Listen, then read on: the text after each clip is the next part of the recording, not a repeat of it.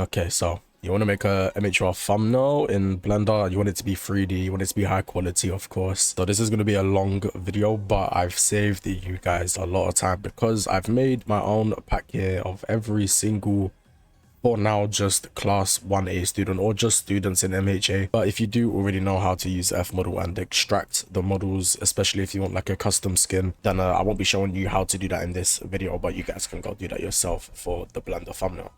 Anyways, though, assuming that you have picked up my Blender thumbnail pack on Patreon, appreciate it if you did, by the way. What you're going to want to do is just open up Blender here. This is going to take a second for me to load, probably. I don't know why it does this. It's because I've got it downloaded on Steam. It will say not responding and then it will load. But anyways, what we're going to want to do is go to File, Open.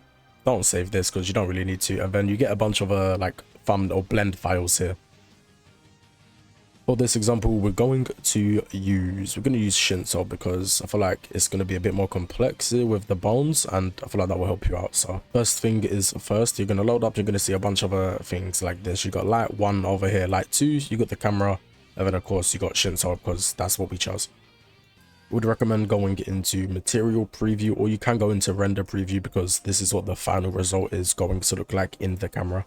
And I'm just gonna let you lot know now, I'm not here to teach you Blender. That's not the type of like creator or type of video I'm trying to do here. The only thing I'm gonna be doing is showing you lot how to pose this model.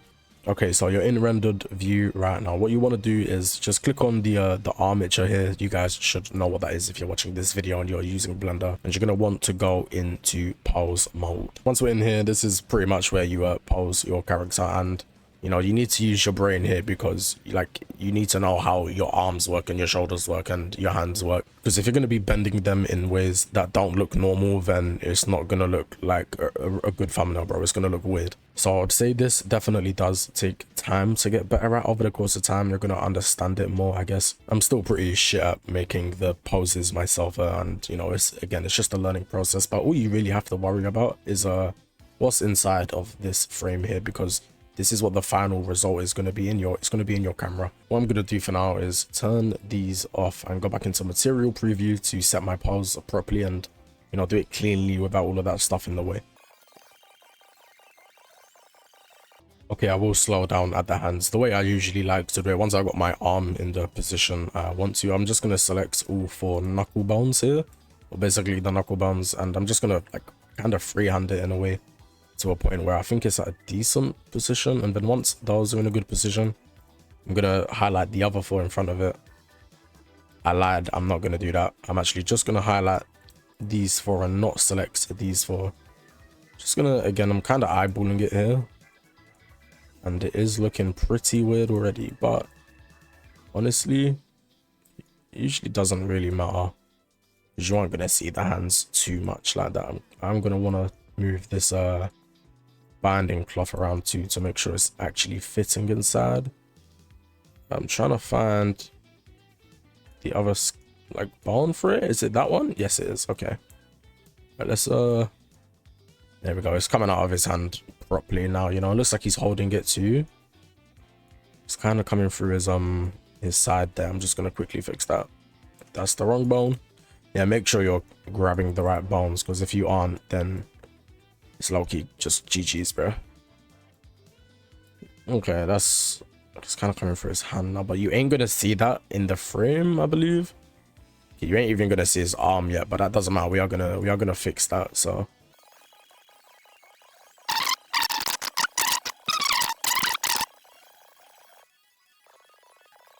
this is like the fun bits where you can just mess around and, you know, make the binding cloths do whatever the fuck whatever you want them to do. It doesn't really matter where they go, be real. Put one there.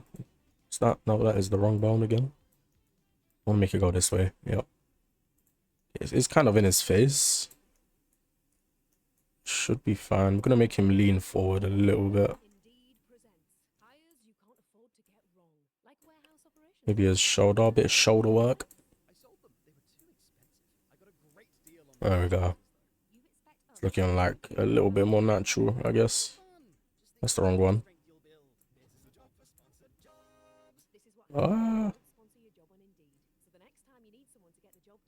Okay. Okay, facial animations, well, facial expression we are going to get into as well, especially the eyes, because Shinso's eyes do definitely look a little bit weird, don't they? Right, we're going to grab the legs as well now. I'm going to make them just come forward a tad. Okay, and it does look a little bit weird, but again, you don't really have to worry because the camera position is the most like important place, and I'm not gonna have it straight on because that, again, that looks a little bit like just weird. So I'm gonna go back into object mode, select my camerines, and I'm gonna move it to the side. What you can do as well actually is just drag from up here, view camera, and there you can see like what's inside of the frame while you can still move your camera around. So I think I might do it on the side here.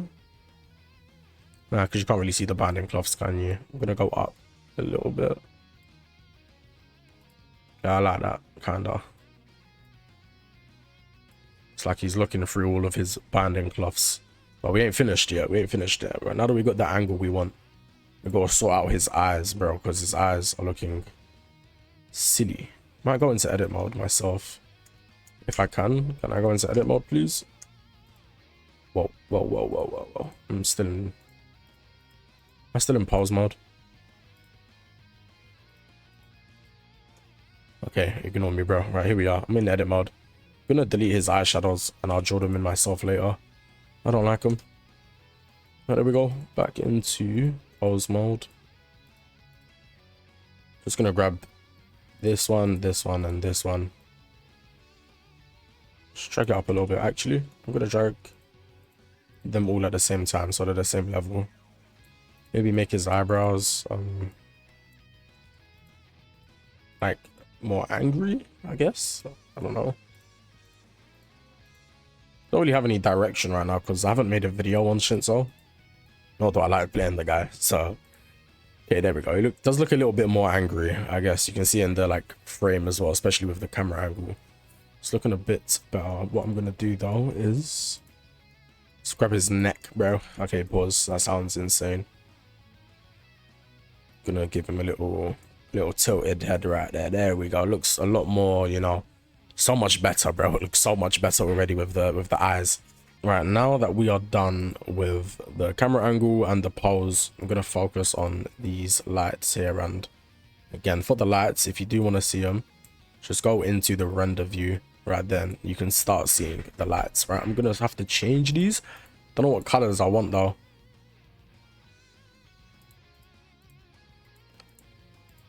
Okay, and now it's time to change them. You can have any lights you want, really. I prefer using like contrasting colors because it still brings out the main color that's on the model itself. So maybe like a blue and an orange, or maybe like a baby blue and a baby orange instead. And there we go. Look, that's looking really nice right now. One thing as well I recommend you do before rendering is going into this little render scene here, scrolling down to the film tab and clicking transparent so it's a PNG. And also, if you want a stroke on your model, then just go to objects, add, go to add, and then go to grease pencil and go to scene line art. It might be really thick and you don't want it that thick, so you just go down to modifiers, line radius.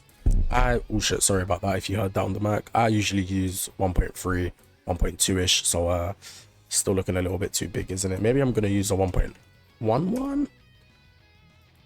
Is that any better? Yeah, I guess it's nice. Some lines you can fix, but we're gonna fix that in our Photo P software instead, because it's just easier there and you can add more shadows and stuff like that on the actual image itself. But this is looking really good right now. Once you're happy with your colors and you finish your posing, you added your scene line art, you're going to want to go to render image. Might take a couple of seconds to render, but once it's done here, just go up to image, save as, and save it as anything you want to, bro. It don't matter. I'm gonna just save it in my downloads so I can bring it over quickly to my Photo P. What I'm gonna do as well before, sorry, fucking stupid Spotify ads, bro. But with us, it's fine. What I'm gonna do though before I bring it into Photo P is upscale it so it's a higher quality. There we go. And this one might take a minute as well because it is a Blender render. So Blender render, that don't sound right. It sounds wrong. I don't know why it sounds wrong. Maybe my mind is in the gutter. But anyways though, here we go. This is looking actually really good. What you can do, like for like, it's a little shortcut, you can duplicate it and then just do like an overlay, maybe a softer layer. Let's have a look. Maybe screen is doing a lot there, isn't it? I might add one multiplier, and then above that add a screen. And what we're gonna do, we're gonna erase some of the multiplied one just to increase the shadows. Don't want shadows on the front parts of the binding cloth, that would be stupid. Here's fine, face, of course, the hair.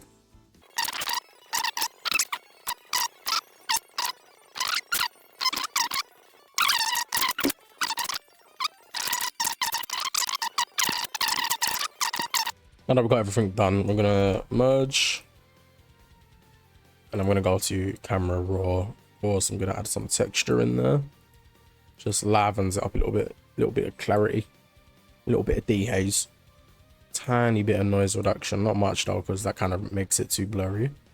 And then we're gonna up the vibrance on that, maybe some whites, maybe some blacks as well, maybe some less whites, because it's doing a bit too much right there, isn't it? Bit of vibrance up, could add some saturation on that, but we're getting a bit too cartoony right now. I think this is perfect actually, and as you see, this is what noise reduction does. You don't want to have this sort of stuff, but again, this is fine. This is good enough for a thumbnail, bro. After you've done this, again, if you checked out last video on how to make the non-blender thumbnails, I dropped you a Discord server where you just have a bunch of beautiful textures and PNGs and shit like that. So we're gonna grab one of these, and I'm gonna grab the one I actually use for my thumbnails, which is this one here. Gonna just quickly upscale it as well, even though I already have an upscaled version, but I'm too lazy to find it, bro. Fuck off, Spotify World Cup ads. All we did us. Alright, anyways, that's done. Bap, bap, bap, bap. And there we go. Let's what do we put on top of this? Maybe a gradient overlay? Not screen, because screen is not that nice. Maybe just an overlay. Yeah, we can do with that. Make this sideways, so we have two different colors here. And I'm gonna use purple because it's Shinso, and then could use red, but red is not really coming through too well. What do I use, guys? What do I use? Maybe I do like the red. Yeah, that's actually really nice. I like that a lot, bro. Damn. This might be a thumbnail for a Shinso video. Who knows? I'm gonna add some outer glow there on my Shinso. Could make it red or like a dark red. I do like the red though. That's really nice. And maybe I want to make this bigger.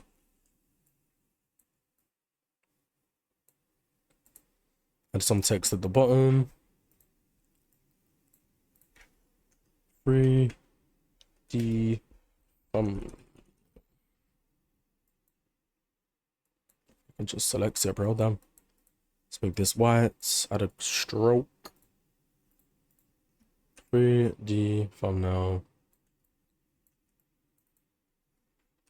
tutorial.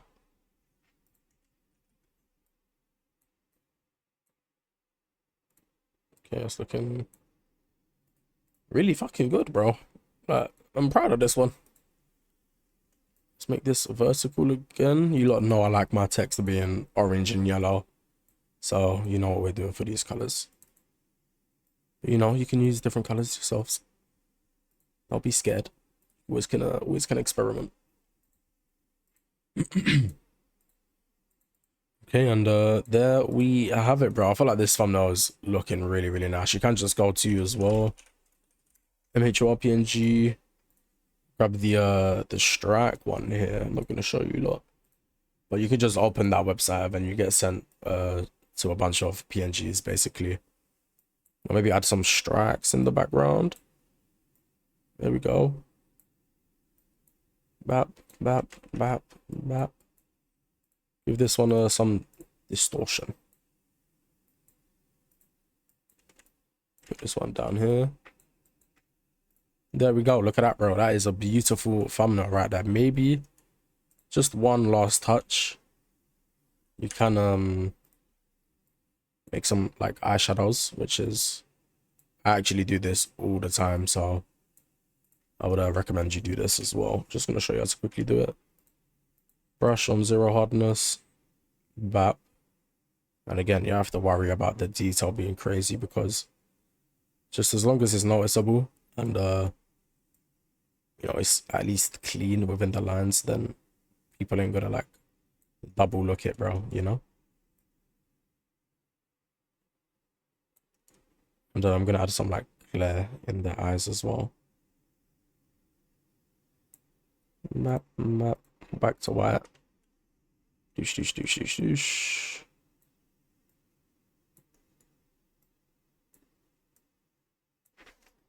And there we go. His eyes look already now 10x better, bro. Look at the difference. Like, genuinely, just look at that difference. Damn. Right, cool. You might see this thumbnail in the future, bro, because I feel like I've actually done really good here. Anyways, that is how you make your 3D mhur rendered Blender thumbnail, bro, however you want to like say it. And that was a long 30 fucking minute recording, so I hope you lot did enjoy. Appreciate you lot for being members of the channel, and I'll catch you lot in the next one. Goodbye.